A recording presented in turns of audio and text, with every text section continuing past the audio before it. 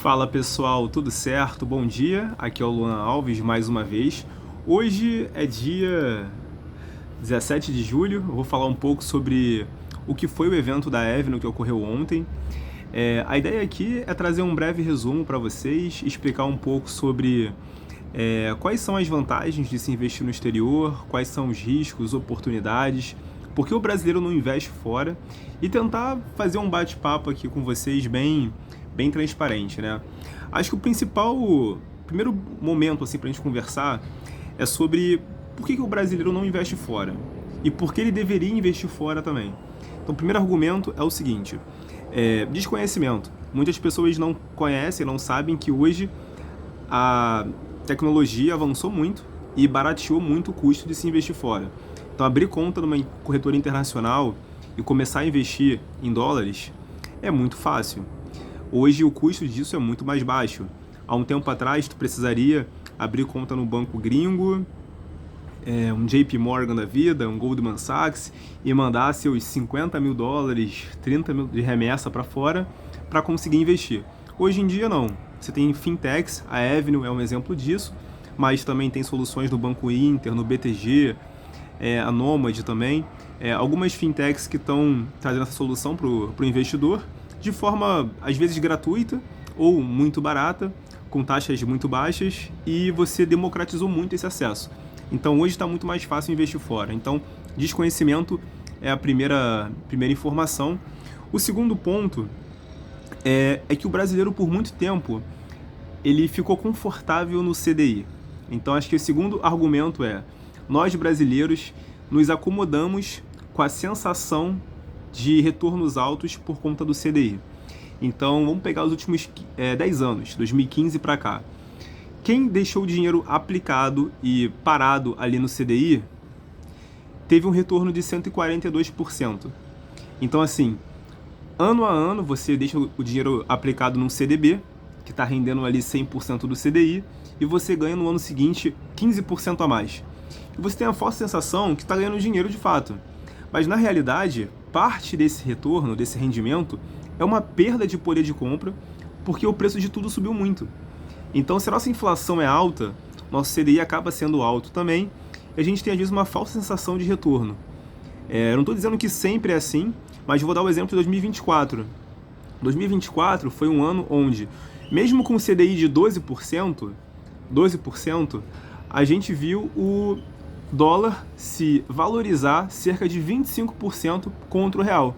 Então, assim, você tinha um capital investido no começo do ano, você teve um retorno de 12%, que é um retorno relativamente bom na renda fixa, mas ainda assim você perdeu cerca de 15%, 10% de poder de compra em relação ao resto do mundo. Então, essa sensação do CDI estar te protegendo é uma falsa sensação que o brasileiro tem. Quando a gente estica isso ao longo do tempo, vou pegar de 2015 para cá. 2015 para cá foram 10 anos, bateram literalmente 10 anos esse ano. Nós passamos por troca de governo, governo de esquerda, governo de direita, guerra, pandemia e até impeachment no meio disso tudo.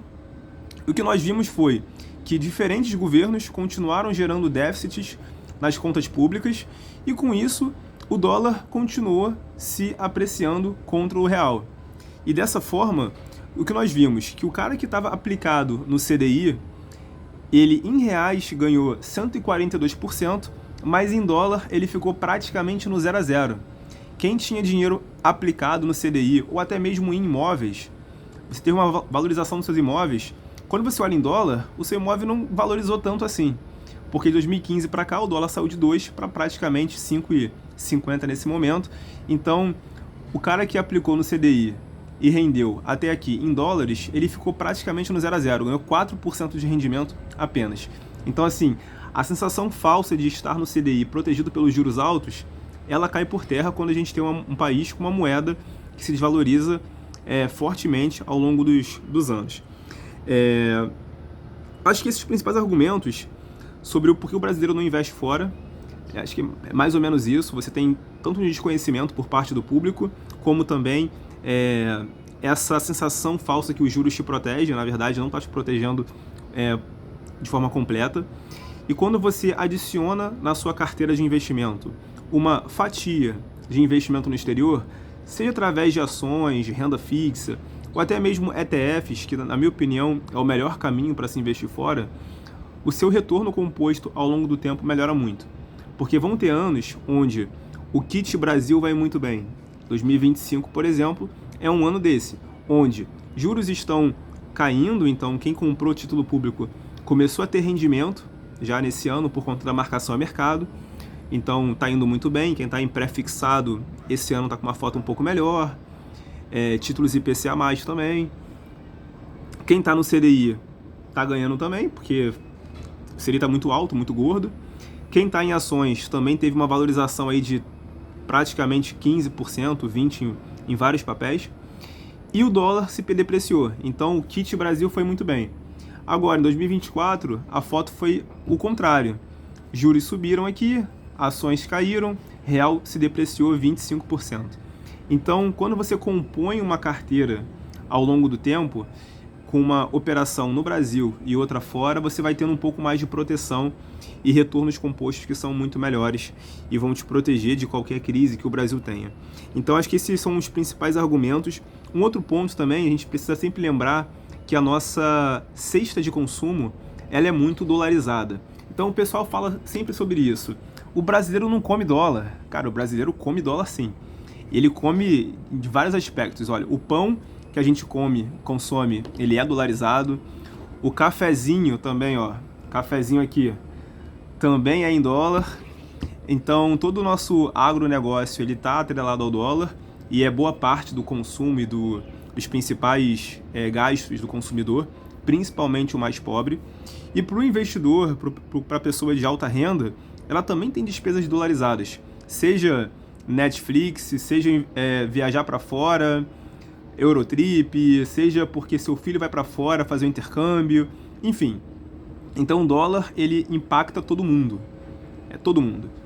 E a FGV fez um estudo recentemente, junto com a Ambima, para tentar estimar quanto que o brasileiro precisaria ter de proteção para ele ficar neutro em relação ao dólar.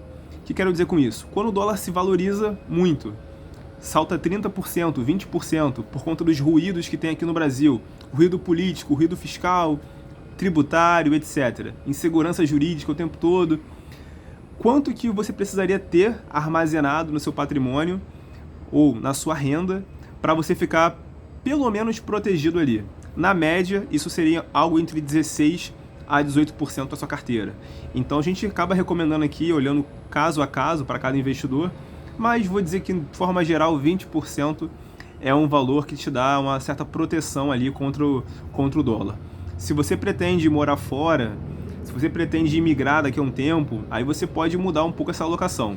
Mas enfim, esse daqui é uma conta assim, meio de padeiro para a gente ter uma noção sobre como que o dólar impacta nossas vidas. Um outro ponto também é a gente sempre pensar na irrelevância do Brasil no mundo hoje. Então, assim, nosso foco aqui na Leverage é ações no Brasil, e a gente fala muito sobre renda fixa também, mas a gente começou a investir fora já tem um certo tempo. Eu acompanho investimento no exterior desde 2020, 2019, e invisto no Brasil já desde 2012. Então a gente tem um tempo aí de história onde nós estamos investindo fora e aqui no Brasil. Mas o grande ponto o Brasil ele é relevante no resto do mundo. E por quê? Nosso ambiente de negócio ele é instável, não temos segurança jurídica, institucional. Então, as maiores empresas do mundo não estão aqui. Elas estão lá fora, naquele ambiente de competição, de tecnologia de ponta, onde o principal capital humano, o melhor capital humano do mundo, vai para os Estados Unidos ainda hoje. Ah, mas a China está crescendo. Sim, a China está crescendo. E ela ganhou relevância assim no mundo. Mas ainda hoje, o país que tem ganho de produtividade, natalidade em crescimento ainda, uma população economicamente ativa, com um mercado consumidor grande, e está atraindo os melhores cérebros do mundo, ainda é os Estados Unidos. Então, quando a gente reúne todos esses aspectos, a gente vê que a economia americana ela é mais sólida do que o Japão, do que a Europa, do que o Brasil, enfim. Então, a realidade é que o Brasil ele ficou para trás. E ele está ficando para trás. O Brasil ele está se tornando um país velho ao longo do tempo. Nós perdemos nosso boom populacional. Nós não conseguimos enriquecer como deveríamos. mesmo tendo uma abundância de recurso natural, um clima excelente, um povo acolhedor e etc. Água pra caramba, montanhas, serras, gado, mas o Brasil não conseguiu enriquecer por conta dos nossos políticos, que também é reflexo da nossa população. Então, o Brasil ficou para trás. E os Estados Unidos não, ele continuou avançando. Por isso que hoje, para ter uma ideia só de que a gente está falando de dimensão, o PIB per capita dos Estados Unidos ele é de 80 mil dólares. A Europa, na média, ali está em 30 mil dólares, 40 mil dólares, é metade do norte-americano. E o Brasil, ele está aqui em 10 mil dólares, é quase um décimo. O estado mais pobre dos Estados Unidos, que é o Mississippi, ele ainda ele é quase mais rico do que a Alemanha, e a Alemanha é um dos países mais ricos da União Europeia. E o Mississippi ainda é umas 5 vezes mais rico que São Paulo, que é o estado mais rico do Brasil. Então o Brasil ele ficou para trás. Então você não analisar isso é você deixar dinheiro na mesa. E hoje, 98% dos brasileiros que estão investindo, investem somente no Brasil. Então acho que esse crescimento de investir fora ele vai ficar cada vez maior ao longo da próxima década. A gente já tem visto isso. Hoje na Bolsa Brasileira você tem algumas alternativas para fazer isso, como por exemplo BDR, mas eu acho que é interessante o investidor abrir a mente e abrir conta fora. Ter conta em outra instituição, em outra jurisdição, mandar dinheiro para fora de verdade, remessa, não precisa fazer correndo, mas é importante você criar um plano, uma estratégia, porque isso te protege ao longo do tempo, né? E se de fato as coisas não melhorarem no Brasil daqui na próxima década? Se daqui em 2035, quando a gente voltar a conversar aqui, a foto do Brasil ela for a mesma. Eu não estou falando de piorar, mas se for a mesma, será que vai ter valido a pena ficar somente no Brasil? Então, acho que é interessante ter um plano B nesse sentido.